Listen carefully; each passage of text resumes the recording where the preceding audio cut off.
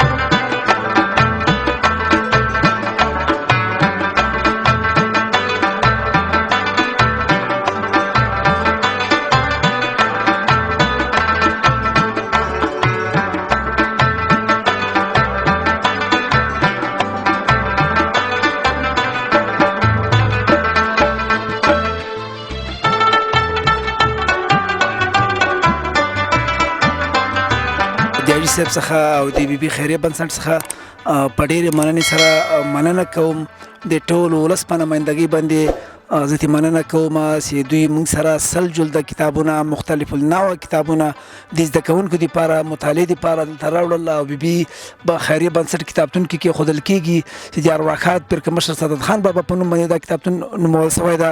دوی ورسره مرسته وکړه او دا کتابونه یې راوړل د ولس ته د خدمت دپاره چې هغوی مطالعه وکړي، زده کوونکي، شاګردان، استادان او حتی علما مختلف النوع کتابونه راغلي دي. په دې کې تفاسیر راغلي دي، دیني ښوونې راغلي دي.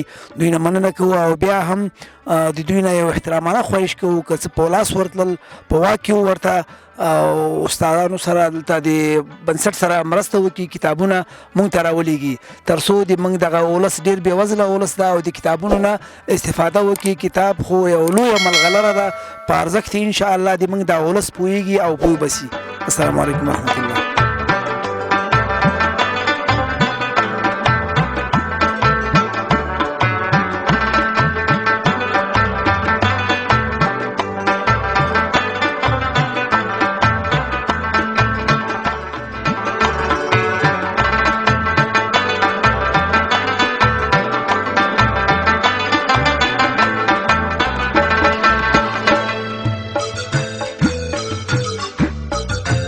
لیدونکو ډېره زیاته مننه چې تر دې دمه موږ سره وئ. دغه کتابتون کې مختلف نوع کتابونه شته دي. موږ هم 100 جلده کتابونه راوړو مختلفه نوع.